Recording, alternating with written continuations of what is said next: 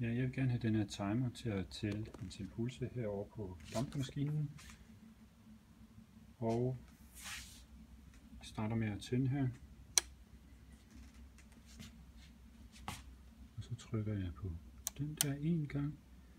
Og så skal jeg have den ned på gate. Og så vælger jeg gate herovre. Så skal vi så have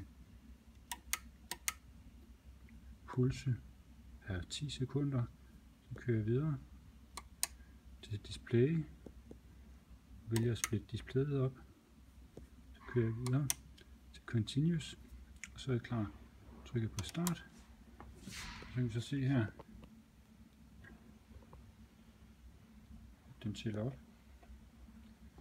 Den skulle i hvert fald tælle op. Jeg tror lige, jeg flytter den lidt til siden. Se, den tæller op. Og når der er gået 10 sekunder, så går den over til den anden side af displayet. Og igen, når der er gået 10 sekunder, så har han så gemt den værdi, der stod stille. Og så går den så over og tæller i den anden side af displayet. Og de her målinger, dem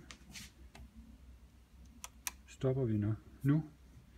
Tryk på stop-knappen, og så kan vi gå ind og se, hvad vi har målt her i memory.